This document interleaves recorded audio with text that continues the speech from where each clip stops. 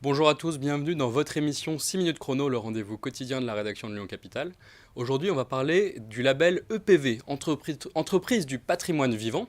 Et pour en parler, nous recevons le directeur régional de l'association Entreprise du patrimoine vivant, avec la personne de Grégory Laurent. Bonjour Grégory Laurent. Bonjour Éloi, merci. Merci d'être venu sur notre plateau. Alors on va rentrer dans le vif du sujet. Le label Entreprise du patrimoine vivant, qu'est-ce que c'est ?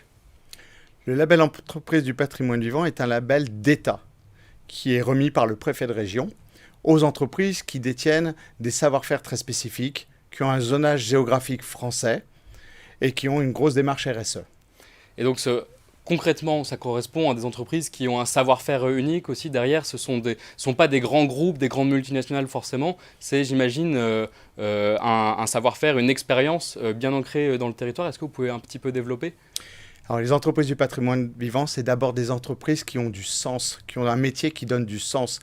Mais oui, ils doivent avoir en interne des spécificités techniques et industrielles qui sont reconnues et qu'on ne trouve pas ailleurs dans le monde généralement. Donc ce sont vraiment des entreprises françaises et uniquement françaises.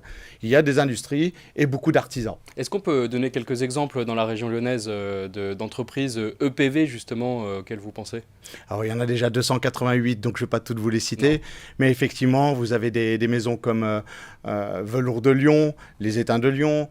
Donc vous êtes gérant associé ? C'est ça. Et vous avez aussi Charles Jouffre, Frédéric Volpon pour la maison Volpon en ébénisterie, Luc Vaganet, et encore des centaines comme ça. Et alors l'idée de ce label, c'était quoi ? C'est de valoriser ou c'est une liste qui permet de protéger ? Qu'est-ce que ça représente pour une entreprise d'être inscrit d'avoir le label Entreprise du patrimoine vivant ? La première chose que ça fait, c'est que c'est une reconnaissance de l'État par rapport à nos savoir-faire et à nos métiers qui ont du sens. C'est surtout ça qui est mis en avant. Ensuite, les entreprises qui sont labellisées ont l'obligation de suivre certains critères qui sont relativement précis et qui vont être jugés par un groupe d'experts. Et ensuite, il va y avoir 2 personnes qui rentrent dans l'entreprise, externes, qui ne sont pas du tout du métier, qui vont venir évaluer les pertinences de nos réponses. À partir de là, le label est validé ou non. Et ensuite, c'est le préfet de région qui a le droit final de dire s'il accepte ou non de remettre ce label à une entreprise. Donc c'est une véritable valorisation d'état de nos métiers. D'accord. Alors, titillons un peu la fierté régionale. Est-ce que la région Auvergne-Rhône-Alpes s'illustre particulièrement Est-ce qu'il y a plus d'entreprises labellisées qu'ailleurs ? Oui, alors plus, je dirais pas ça, mais je dirais qu'on est quand même la 2e région de France à avoir le plus grand nombre de labellisés, avec des très grandes maisons comme Hermès et puis d'autres que je vous ai cités un peu tout à l'heure. Alors, c'est combien de personnes derrière à peu près le nombre de salariés qui travaillent dans ces entreprises ? Vous me disiez un chiffre tout à l'heure. Alors moi j'aime bien le dire, en fait c'est 288 entreprises sur la région Auvergne-Rhône-Alpes, c'est 8000 salariés, 16 000 mains. D'accord, donc c'est énorme. Et ça correspond à un chiffre d'affaires de combien à peu près 32 milliards d'euros. Voilà, donc c'est quand même un marché, enfin un label qui vient aussi récompenser ou qui signale aussi une vitalité d'un savoir-faire local.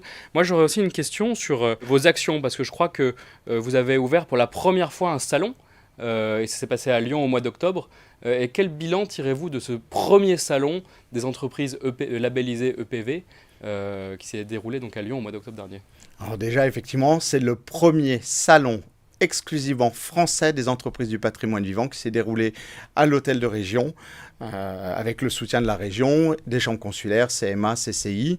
Et ça a été une vraie réussite puisqu'on a fait un format un peu particulier. Et ça, il faut se rendre compte qu'on a été obligé d'évoluer là-dessus. C'est-à-dire qu'on ne voulait pas faire un énième salon de l'artisanat d'art. On a vraiment voulu faire un salon qui mette en valeur nos savoir-faire. Donc ce salon, il y avait quatre parties. La première partie, c'était l'exposition de ces belles maisons. Donc il y en avait 31 qui ont exposé ce jour-là. Mais il y avait également une deuxième partie qui était l'exposition de nos savoir-faire avec des démonstrations. Ensuite, il y avait une troisième partie qui était des conférences et une quatrième partie qui était sur l'emploi, puisque sur les exposants et même ceux qui n'exposaient pas... C'est une problématique qui est commune à beaucoup d'entreprises EPV, le recrutement, on en parlait. Le recrutement, c'est une vraie problématique parce que nos métiers n'existent pas ou n'ont pas de formation aujourd'hui. Ou alors on trouve des Par exemple, pour moi, les étains de Lyon, je fais des comptoirs de bar en étain. Il n'y a pas de formation à l'étain, mais il y a des formations de chaudronniers ou de métallerie qui permettent de prendre des personnes qui ont à peu près ces savoir-faire-là. Et c'est là qu'on va, nous, les former en interne pendant des mois. Nous, il faut 6 mois pour arriver à donner une maîtrise à quelqu'un. Et c'est à peu près toutes les entreprises qui ont ce même problème-là. Donc, on recrute tous quasiment. On avait plus d'une centaine d'offres d'emploi le jour du salon. Voilà, c'est un appel, les entreprises EPV recrutent avec un savoir-faire local et unique sur le territoire. On l'a bien entendu. C'est déjà la fin. Je vous remercie d'être venu sur notre plateau pour avoir parlé de ce beau vivier d'entreprises. Quant à vous, je vous remercie d'avoir suivi cette émission. Vous pouvez la retrouver ainsi que plus de détails sur l'actualité lyonnaise sur le site lyoncapital.fr. Je vous dis à très bientôt.